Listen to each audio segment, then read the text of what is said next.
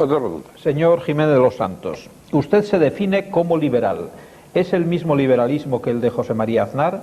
¿El Partido Popular es verdaderamente un partido liberal?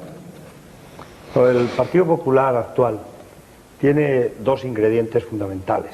Tiene una doble alma y quizás por eso está cerca del poder, porque empieza a parecerse al Partido Socialista. Son partidos esquizofrénicos, ¿no? Los grandes partidos españoles siempre lo han sido. Y están entre la tentación de heredar y la tentación de cambiar. Yo creo que en el Partido Popular ahora hay un ingrediente liberal importante que corresponde al voto nuevo, además del Partido Popular, que era el voto sociológicamente de la izquierda. El voto joven, el voto ilustrado, el voto ciudadano, que en estos momentos es mayoritariamente del PP.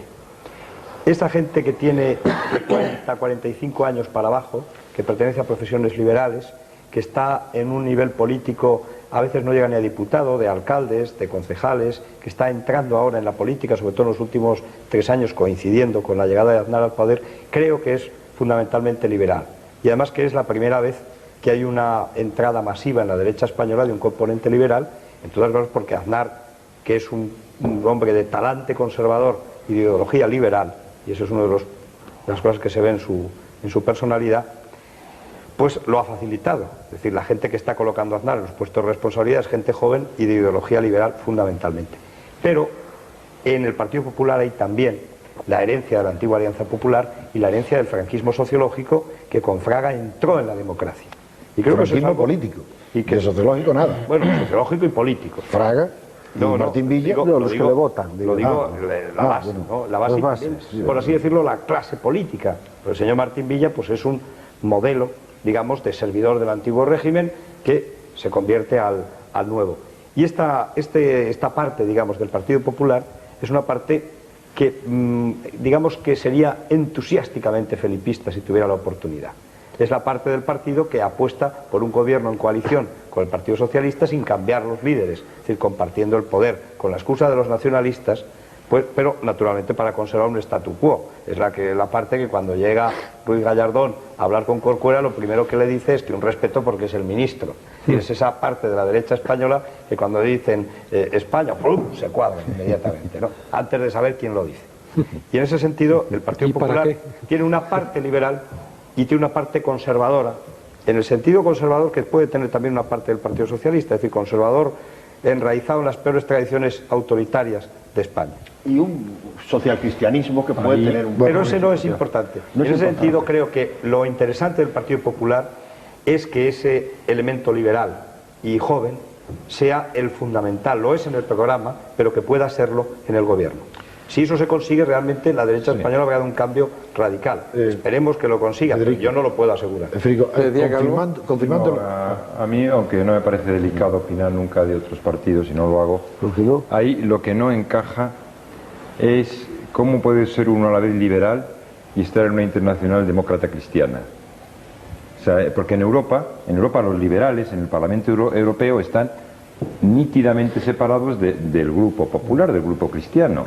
Y de hecho, históricamente el liberalismo, y tú lo sabes muy bien, ha sido una doctrina absolutamente fuera de cualquier planteamiento confesional.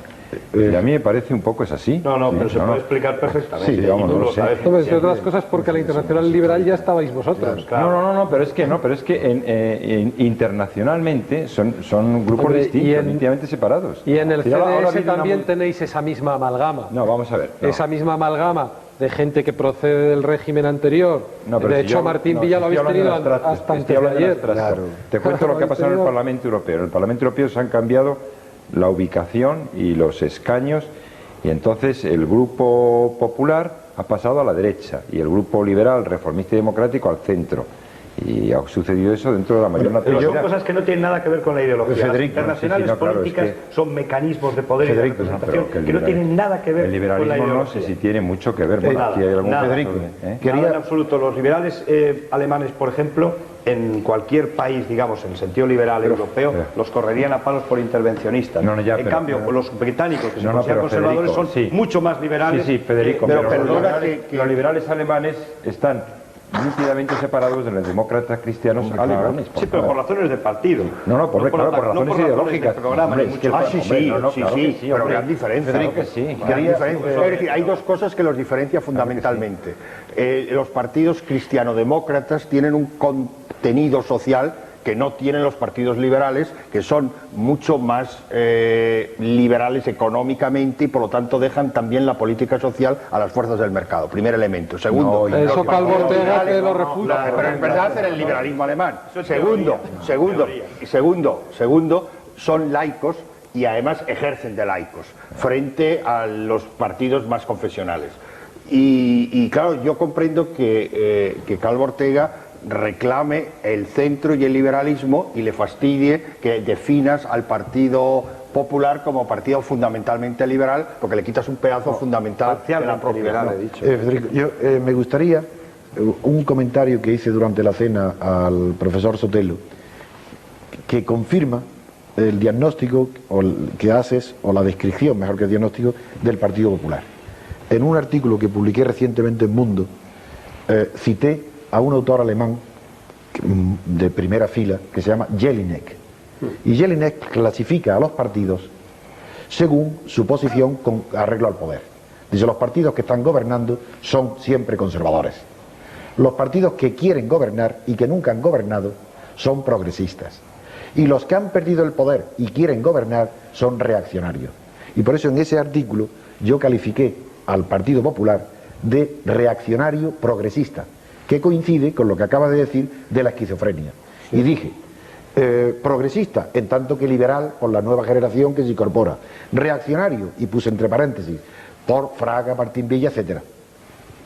Sin embargo, es que no son esquizofrénicos, son más, no solo a dos. Los partidos que quieren gobernar tienen que tener un espectro social mucho más amplio y tienen que abarcar no solamente a dos o tres, sino a muchos más grupos. Uno de los... Pero sin esquizofrenia. Lo terrible... Sin esquizofrenia. Eso no es esquizofrenia. No, es verdad. No se puede llamar esquizofrenia. Es una definición de todo partido que gobierna. De todo gran partido. Todo gran partido que gobierna. Es un gran partido en nueve votos, no gobierna. Si es solo de las mujeres... Vamos con otra pregunta, por favor, que es otro debate. Perdón. Una muy concreta para el señor Calvo Ortega. Dice, está bien defender los intereses de la minoría, pero ¿no cree que el CDS se pasa y ataca los intereses de la mayoría al prometer que usted obligaría a cerrar sábados y festivos a los grandes almacenes que hoy abren esos días? Bueno, vamos a ver. No muy liberal eso de prohibir la libertad. Vamos a ver. Muy social. Déjalo responder. Pero existe el pequeño comercio. Primero que explique. Vamos a ver. En Europa existe el principio de libre competencia. Y el principio de libre competencia no es que cada uno puede hacer lo que quiera, sino que cada uno tiene que actuar conforme a unos presupuestos de igualdad y equitativos. En la Comunidad Europea, la mayor parte de los países tienen prohibido la apertura de grandes superficies, domingos y festivos, salvo fechas señaladas, que es lo que decimos nosotros. Que nosotros defendemos eso porque somos un partido que el mayor componente son pequeños empresarios y comerciantes, de acuerdo, pero esa defensa es objetiva. Y ese es un problema que parece una cosa baladí, que no tiene importancia, y eso va a traer graves consecuencias. Ya ha habido manifestaciones y problemas gravísimos, y se va a destruir un tejido comercial e industrial muy importante. Tiene un valor cultural, además. Así que eso es un tema que parece una defensa oportunista, no lo es. Nosotros tenemos un informe europeo en el que se demuestra que la mayor parte de los países europeos limitan esa apertura. Y creo que es electoralistas y que no tienen nada que ver. Perdona, Federico. Desde el punto de vista liberal, a machamartillo, tiene razón. Desde el punto de vista de los derechos de los trabajadores, que tienen el derecho a tener libre también los domingos. Yo no estoy de acuerdo con esa concepción del liberalismo. A lo mejor es que estamos llamando al liberalismo a dos cosas diferentes. A lo mejor es que Rafael Calvo Ortega, y desde luego yo estoy mucho más en su posición, quizá estamos más en la posición de los liberal, con acento, es decir, lo que se entiende en Estados Unidos, lo que se entiende en Estados Unidos como demócrata en Europa. Y que en muchas cosas está cerca de la socialdemocracia. Yo creo que no hay nada tan antiliberal como el invocando la libertad e impedir su ejercicio real, que es lo que les está sucediendo a buena parte de los pequeños comerciantes en España. Es decir, el comercio está para servir a los clientes y no los clientes al pero Federico, si, aparte de que eso no es exactamente así, porque el que en tu entorno, en tu barrio, el que haya pequeño comercio, te proporciona un valor adicional, claro, y yo lo uso. Al mero, claro, bueno, pero cada vez lo vas a poder usar menos si se están dando las condiciones en las que las grandes superficies están haciendo dumping en la práctica al pequeño comercio. Fíjate, incluso se está llegando, el otro día un fabricante, esto sí que es otro tema completamente distinto, pero no me resisto a decirlo, un fabricante del sector, un productor, uno de los grandes empresarios del sector alimentario, me decía que las grandes superficies ya están obligando a las empresas que producen de alimentación a fabricar bajo la marca de las grandes superficies. Claro, eso pasa en Europa en todo el mundo. Claro, con lo cual el pequeño comercio está absolutamente inerme. Pronto va a llegar un momento en que no va a tener ni el que vender. Pero haz una ley antidumping, pero no impidas a los consumidores. Bueno, pero ¿te parece poca ley? ¿Te parece poca ley antidumping? Pero claro, si es que no tiene. Hombre, es que el primer dumping. Pan para hoy. Lo que propone Calvo Ortega es pan para hoy. Eso no salva al pequeño comercio. No, Federico, no, perdóname. Eso no es así. Es que un Estado liberal, algo tiene que ordenar. Es que entonces, bueno, pues entonces quitemos todo. Mira, es como lo del cine. Es como lo del eso cine. Creo que no sirve para nada. No, sí, Tú estás sirve, contra que se cierre por la noche los Claro que sirve. A las 3 de la mañana, ¿por qué no va a tener un establecimiento toda la noche si quiere tener una noche? Yo creo que tengo el derecho como consumidor de ir a al poder restaurante a las 7 de la si mañana. alguien me quiere vender. Si alguien me quiere vender un domingo, en comprarle. Sí, y si alguien me quiere servir una cena a las 7 de la mañana, a las 7 de la mañana. Es que, ¿Por qué no? visto desde fuera resulta fantástico defender eso que defendéis cuando están los trabajadores aquí trabajando a las 4 de la mañana. Bueno, es pero decir, somos coherentes. No, pero no tiene nada que ver una Somos cosa. coherentes, es lo mismo, están trabajando fuera del horario. Tiene razón, y los periodistas... No tiene nada que ver. Yo creo que lo Y que... las fábricas que tienen un turno de 24 horas, y las fábricas que tienen un turno de 24 horas, pero jamás un horario. Estos señores saben que este programa es así y lo que acabas de decir es demagogia impropio de ti. No, porque los trabajadores de los Coherentes y grandes demagógicos, almacenes nunca. saben que si también trabajan por la noche recibirán un extra como estos señores. No es de los trabajadores de los grandes No, lo que estamos hablando es de que exista una flexibilidad, de que exista un punto de encuentro entre los intereses de los consumidores, los intereses de las grandes superficies y los intereses del pequeño comercio. Y ese punto de encuentro en estos momentos no existe. En estos momentos hay un gran desequilibrio. Pero no pasa por la prohibición de horarios estrictos. Es una cosa muy antigua. Oye, no tiene razón. Amando no tiene razón. Que tienen la tienda en la calle, los que tienen la tienda en la calle están las 24 horas del día. Que Amando no tiene razón. Que Amando no tiene razón. Que no estén trabajando a las 4 de la mañana, estén trabajando a las 5 menos 20. Que no pasa nada. La justificación de este tema es sencillísimo y esto está, como tú sabes muy bien, regulado en Europa y se han dictado todo tipo de consideraciones. Ese pequeño comercio reúne la cualidad del empresario de ser el único trabajador, el único. ¿Se le va a obligar a que esté los 7 días trabajando? Porque es que no hay diferencia. Él no puede competir. Otra pregunta, por favor. Vamos a ver. Hay una pregunta que en realidad está dirigida para los líderes políticos y fundamentalmente para los que presumiblemente puedan gobernar. Pero bueno, está dirigida para el señor Garrido, de los presentes aquí. ¿Qué piensan hacer, dice en plural, sobre el problema de la gente que lleva 2 y 3 años preparando oposiciones y que tienen que sufrir el que para eliminar gasto público se eliminen funcionarios? ¿Qué podemos hacer? Eso es como el que le pregunta, maestro, cuál es el camino para la vida eterna, ¿no? Prácticamente. Sí, eso llevaría bastante tiempo plantear cuál es el planteamiento sobre la administración, sobre la reducción de funcionarios y en qué sectores, porque evidentemente para nosotros en algunos sectores está perfectamente justificado que se reduzca funcionarios y en otros sectores habría que ampliarlo, ¿no? Por lo tanto tendría que detallarse en concreto sobre qué oposiciones y sobre qué sector se está refiriendo. Posiblemente pudiera haber un acuerdo total, es decir, que no habría derecho a eso y que es necesario esa inversión, o habría exactamente lo contrario, que está perfectamente justificado porque no hay una necesidad social que avale esa inflación de funcionarios de gasto público. Vamos con las 3 últimas, José Luis. Un momento. Y militares y lo otro que va a haber tiempo a cerrar el programa con todos. Es que la pregunta no es sobre la reducción.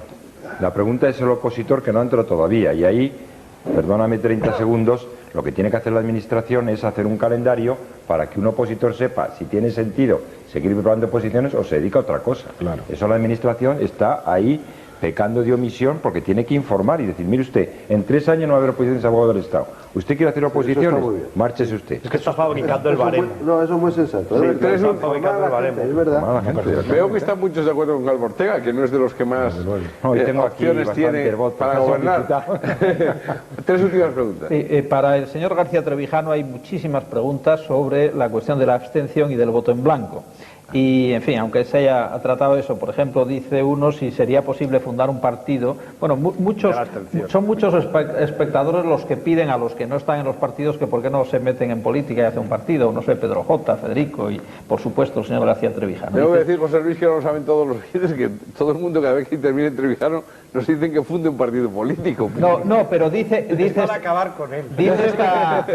Dice esta pregunta si sería posible fundar un partido o asociación que promulgara la abstención en sus mítines, ¿no? Y también sobre el voto en blanco hay muchas preguntas, por ejemplo, ¿qué ocurriría constitucionalmente para formar un gobierno si la mayoría votase en blanco? Si el voto en blanco no significa renunciar a la poca voz que tenemos, y por qué, dice otra, es menos eficaz el voto en blanco que la abstención. No, la última no. Tan ética es el voto en blanco como la abstención, como votar un partido. Están exactamente al mismo nivel.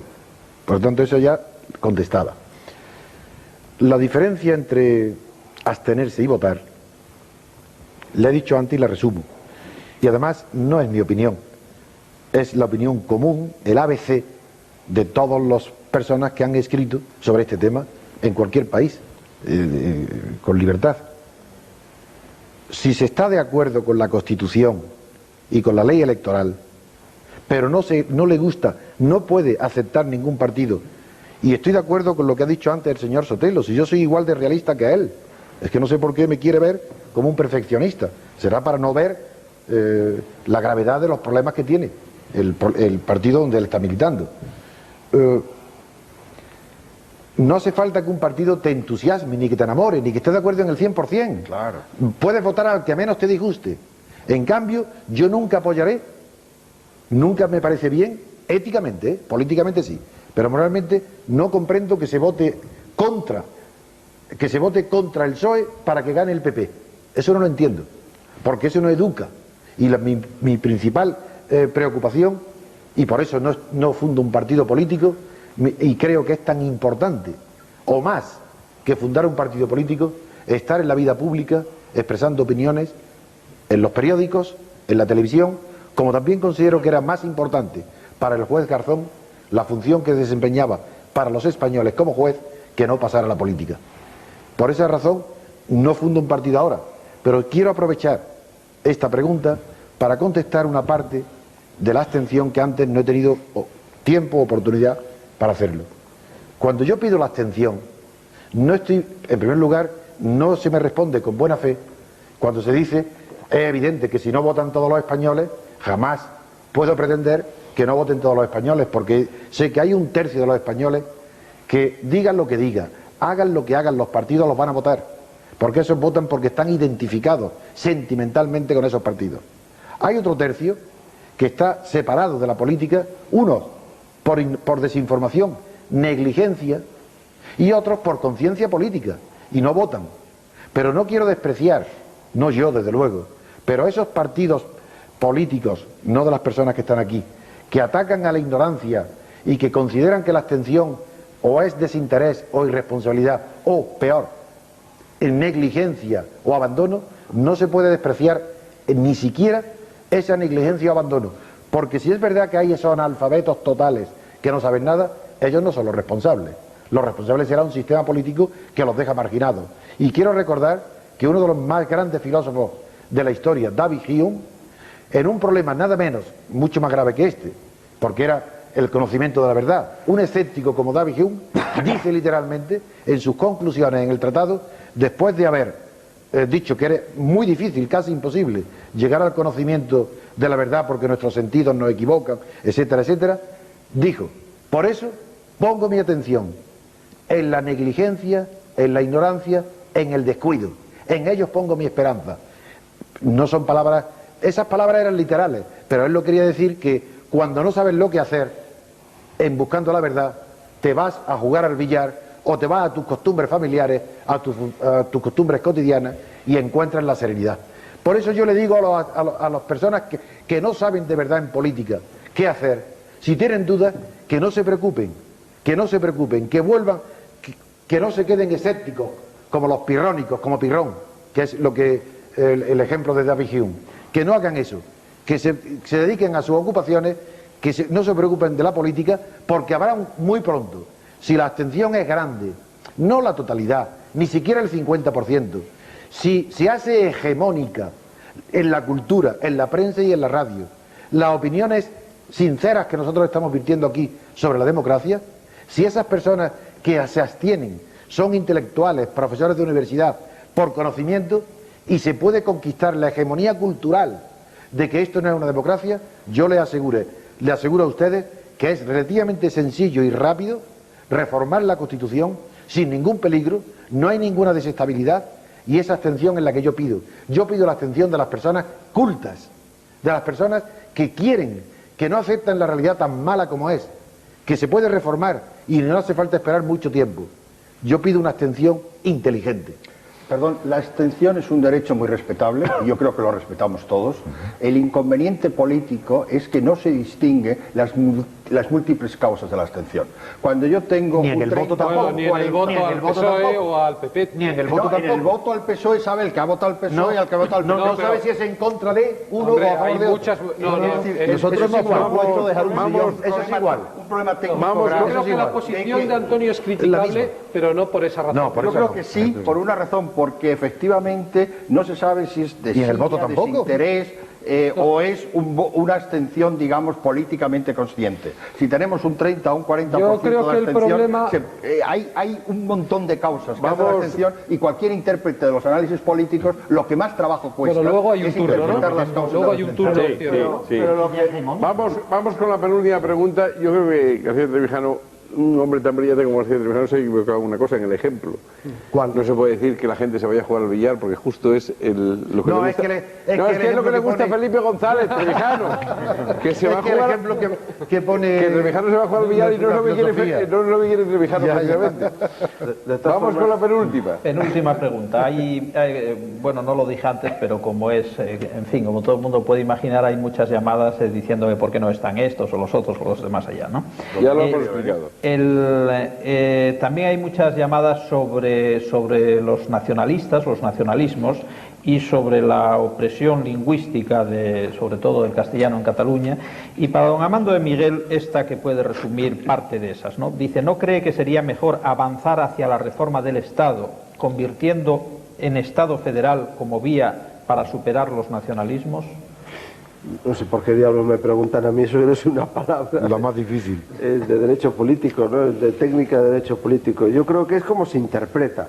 Ahora no somos un Estado federal, pero por ejemplo en ninguna escuela de Cataluña está la bandera española.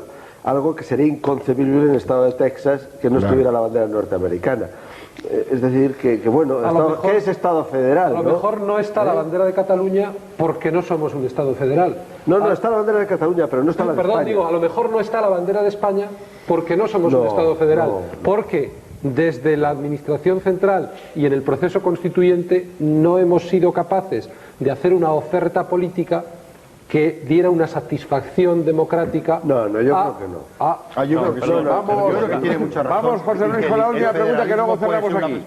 Luego cerramos aquí y pueden apostillar lo que quieran.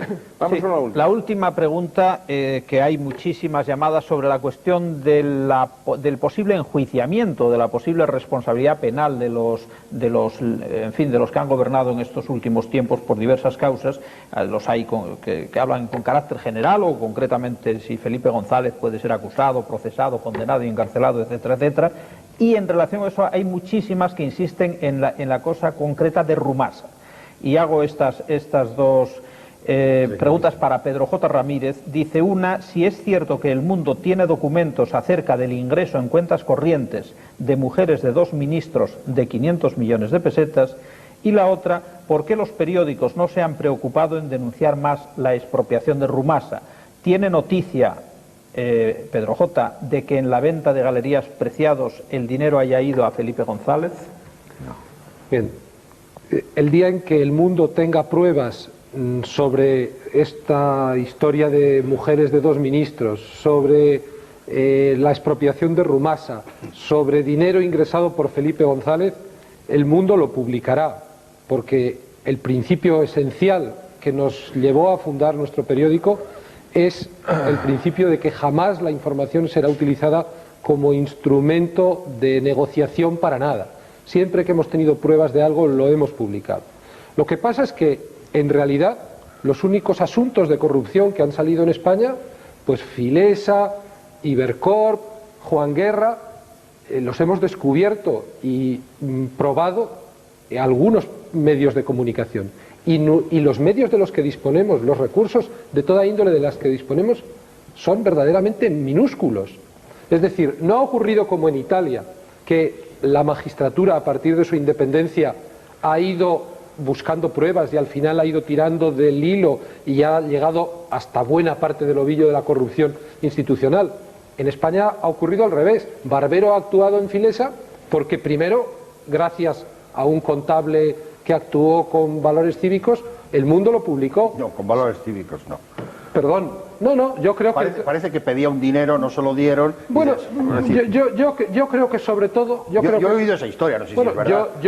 Perdona, Ignacio, yo he tenido relación con Carlos Van Schoen. No te digo que no tuviera problemas, de que no se entendiera con ellos, de que hubiera cuentas pendientes, pero te digo que esencialmente actuó motivado por valores cívicos. Pero bueno, nos ha dado un ejemplo de ciudadanía. Lo que quiero decir es que en la mayoría, en la práctica totalidad de casos de corrupción que han salido en España, los ha sacado la prensa. ¿Y tú te crees que Filesa, Ibercorp, Juan Guerra son los únicos elementos de la corrupción en España? Seguro que es no. La minúscula parte, la minúscula cabeza del iceberg. Llegan dossiers a los constantemente. Entonces, mira, el trabajo de los periódicos es comprobar la veracidad de los dossiers. Ignacio, a un ritmo... Dura, Ignacio, porque consiste en probar.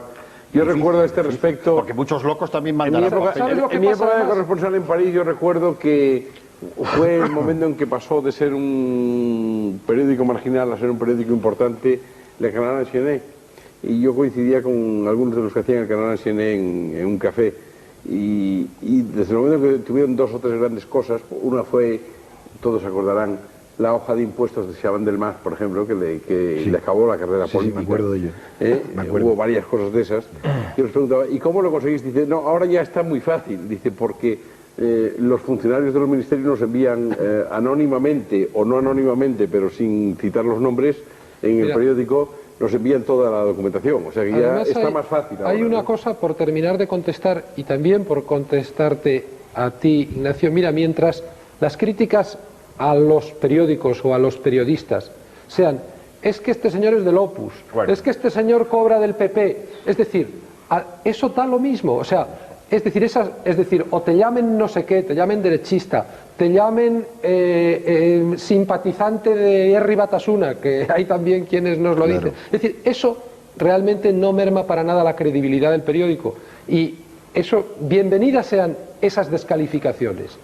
El problema es el día en que un periódico como el nuestro publique unos papeles, diga que son auténticos y sean falsos. Es decir, el día que nosotros patinemos y la documentación de Filesa, o ahora la documentación del caso Ferraz, en 3 días consecutivos, la dirección del comité electoral del partido felipista, del PSOE, ha hecho descalificaciones, imputaciones muy del estilo de las que se han oído aquí contra el mundo. No ha podido negar que esos papeles fueran auténticos. No ha podido negar que el Partido Socialista, antes de Filesa, se financiara de esa manera. Y estoy deseando que nos lleven a los tribunales, tanto que van diciendo, el partido como partido, o Fali Delgado, o cualquiera de las personas mencionadas.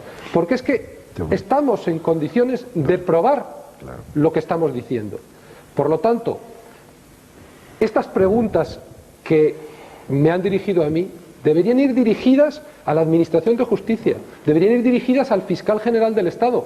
¿Por qué en estos 11 años ¿Ha intervenido el fiscal en el caso este último que habéis denunciado? No. Naturalmente que no. En absoluto. Pero bueno, pero Ignacio, y no hay la menor posibilidad de que lo haga. Es decir, siempre que el fiscal general del Estado ha intervenido en alguno de estos casos, desde luego en Filesa, ha sido para intentar taparlo. Las únicas relaciones que el mundo ha tenido con el fiscal general del Estado fue cuando nos intentó meter en la cárcel a algunos de nuestros periodistas por orden directa de don Felipe González. Es decir, hombre, estás en Alemania, pero estás bastante al tanto de lo que sucede. ¿Cómo me preguntas eso? Es que Bavia es una ciudad de Alemania. De todas formas, en la pregunta que han hecho, yo me atrevo a poner, porque en toda la vida es cuestión de grados, y aunque es gravísima la corrupción de Filesa y todo esto, pero para mí, donde arranca lo más grave, lo que daría lugar en cualquier país, aunque no hubiera democracia, pero hay libertades, porque hay una cultura superior, como en Francia, Alemania, o incluso en Italia. Rumasa, sí. Es Rumasa. Porque Rumasa es un caso donde se acumulan los tres riesgos que la democracia trata de evitar, que son la opresión, porque es expropiado los derechos individuales. Parece mentira que todavía en España no hayan comprendido, todavía ni una sola vez he visto en la prensa, ni en la radio, ni en la opinión, lo que es la Constitución. La Constitución se puede definir en una sola frase. La Constitución es el derecho de uno contra todos, mientras que la ley normal es el derecho de todos contra uno. Esa diferencia fue violada la Constitución porque se utilizó la ley en contra de los derechos constitucionales, y eso es gravísimo. Segundo, eso fue la opresión. Segundo, incompetencia. Si Rumasa estaba en quiebra, yo no lo sé, pero si pensaban que estaban en quiebra, la sociedad civil hay que respetarla, tiene sus cauces, tiene sus leyes, claro, que lo dejaran. Y, por tanto, incompetencia. Quería nombrar mi abogado. Incompetencia que cuesta a los españoles 2 billones de pesetas. La incompetencia. Y tercero, corrupción. El proceso de reprivatización de Rumasa es tan escandaloso que las cifras que manejamos con la financiación de partidos son completamente ridículas. Antonio, no, yo quería solo estamos en las apostillas que ya acabamos. A ver, solo una cosa para corroborar. Yo en el libro este que antes ha tenido la bondad José Luis de hacer publicidad, y lo voy a leer, digo que el régimen felipista como tal comienza el 23 de febrero del 83. Así es. Y comienza por esta razón, porque una vez hecha la expropiación de Rumasa, se pone en marcha un mecanismo para legitimar esa expropiación. Y lo primero que se acaba es el cuarto aspecto de la cuestión, que habría que añadir a los tres que has señalado. Decir, ¿por qué se degradan las instituciones? Porque para justificar lo injustificable hay que quebrar el espinazo al Tribunal Constitucional. Después, el propio Tribunal Constitucional ya roto, después de que el pobre García Pelayo se va a morir a Venezuela de vergüenza, de oprobio, de vergüenza.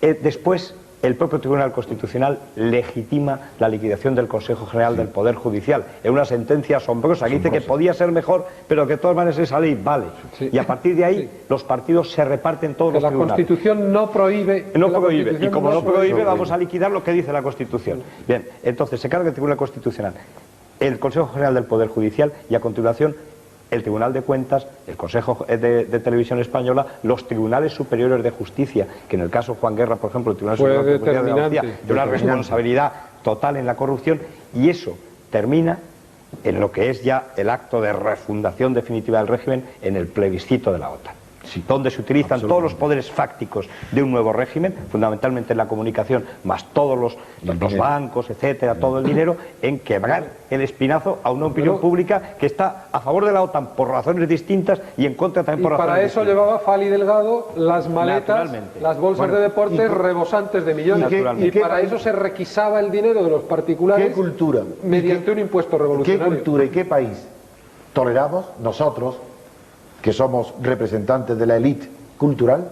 ¿Cómo podemos soportar un país que obliga a una persona a la que se le ha sometido a ese tratamiento, como a Ruiz Mateo, tenga que disfrazarse y tenga que ponerse de Superman para que su caso continúe en vigor? Bueno, eso solo. Él también tiene mucha afición a eso. Yo creo que en este hubiera tribunales. Yo creo que en esa intervención, yo en una entrevista en la radio de Ruiz Mateos Ha dicho un poco, me ha dicho a mí, y supongo que a ti te lo habrá dicho alguna vez, un poco lo que acaba de decir. Si lo hace, supongo que no tiene más remedio. Dice, es que si yo no hubiera hecho estas cosas, no se hablaría de Rumasa. Se hubiera olvidado el caso Rumasa. Claro. Vamos a ver, no, José Luis, yo creo que en el tema de Rumasa se está olvidando el hecho esencial político. Yo el otro día he comparecido en un debate por el que he recibido algunas críticas como profesor universitario de Derecho Público para decir lo mismo que dije en el 83, no como político. Y la esencia de todo esto, y no conviene oscurecerlo por casos de reprivatización y todas esas cosas, porque estamos olvidando lo esencial, es que la garantía de un ciudadano es la generalidad de la ley. Esa es la garantía de un ciudadano. Si eso se rompe, se acaba. Una ley ad hoc. Eso sí que se viene abajo el edificio. Un decreto ley. ¿Y vivimos de esto? Iba a decir, señoras y señores, voy a decir solo señores porque no hay señoras, son las 5 de la mañana pasadas. Ya no quedará ningún espectador. Sí, quedan. Ya, yo tengo un meeting ya pasaremos las notas de lo que Ahora se incorpora Rosa Conde. Es que se levanta temprano. Claro. Muchas gracias por su participación. Estoy de verdad muy contento porque coincidiendo con nuestros gustos de los que hacemos la clave, pero nuestros gustos suelen coincidir con aquellos que nos oyen, con los de aquellos que nos oyen, puesto que por alguna razón estamos tantos años en antena. No hemos cambiado nuestros principios, como han visto ustedes al empezar el programa. Tenemos los mismos del año 82 y los mismos del año 76 cuando empezamos, que es poder estar en desacuerdo todos, salvo en el de que todos tengan las mismas oportunidades de hablar, o similares en la medida de lo posible. Yo le agradezco a Calvo Ortega que haya estado aquí hoy, al final, y si en mi mano estuviera, no es la mía, Calvo Ortega y Garrido y los que hoy no están aquí tendrían oportunidades las mismas exactamente que todos los demás. Eso es la verdad. De modo que le agradezco que haya estado aquí. Creo que al final será para bien de ustedes, lo digo también de verdad, porque eso demuestra que independientemente de aquello a lo que vayamos a votar cada uno de nosotros, incluida la no participación, es decir, no votar, que dice Trevijano. Es la participación pasiva. Exactamente, es otra manera Eso de es lo malo del asunto. Eso es lo No es la pasividad como protesta. Claro. Incluido todo eso, La pasividad como si protesta. hay margen para la acción, ¿Qué más quiere el querido felipismo Antonio? que la pasividad? Eso. incluido todo eso, Mientras haya margen para la acción, querido Antonio, yo me apunto a la acción. Si todos apuntan a Antonio, incluido todo eso, lo importante y fundamental es que todos tengan en una democracia la oportunidad de exponer lo que piensan. La libertad de expresión no consiste solo en decir que cada uno puede opinar lo que quiera, sino que tenga la oportunidad de comunicarlo, porque si puede opinar lo que quiera pero no puede comunicarlo, no hay libertad de expresión. De modo que muchas gracias, señor Calvo Ortega, aunque solo sea por su participación absolutamente democrática en este programa, mi felicitación. Y a todos ustedes, la próxima semana no podemos hablar de elecciones, puesto que estamos en jornada de reflexión. Y vamos a hablar de algo que merece la pena una reflexión, porque es todo el futuro. No es un programa tan al día y tan espectacular y tan de discusión, de debate inmediato como este, puesto que es un programa absolutamente intelectual. No sé si saben ustedes, todos, la mayor parte sí, pero todos, que estamos formados, gordos, flacos, altos, bajos, etcétera, por genes, y que están gastando millones y millones de dólares, no se olviden ustedes de esto, en Estados Unidos fundamentalmente y en Japón, para trazar nuestro mapa genético. Nuestro mapa genético que llevamos por los 80 y tantos genes, me parece, y que al final pueden ser 100 y pico, que pueden deducir, que puede deducirse de eso que somos seres predeterminados, que podemos estar desde nuestro nacimiento predeterminados a comportarnos de una determinada manera. Y eso repercute en la moral, en la filosofía, en la responsabilidad penal, en cantidad de cosas. De modo que para hablar del mapa genético, del genoma, del proyecto Genoma, vamos a reunirnos de nuevo con ustedes el próximo viernes. Muchas gracias, señores, por su participación. Muchas gracias por la suya. Hasta el proyecto Genoma, que será en jornada de reflexión electoral, en vísperas de ello. Y voten ustedes, por favor, yo no suelo dar consejos porque me parece que precisamente es el inconveniente con el que cuentan no los militantes están para eso, sino los no militantes a veces que sin serlo dan consejos. Yo el único consejo que les doy es que dejen ustedes el voto útil. No hay más voto útil que aquello que ustedes prefieran. Nada más. No le den más vueltas. Elijan al que ustedes prefieran, al que más les guste. Olvídense de los sondeos, de si son estos van a ganar, los otros van a perder. Voten ustedes al que quieran. E incluso no voten, como dice Trevijano, por ejemplo. Todos los críticos del PSOE no votan siguiendo a Trevijano, la mayoría absoluta del PSOE. Y hasta la próxima semana. No lo creo. El viernes. No lo creo. Buenas noches. Porque creo que le perjudica al PSOE.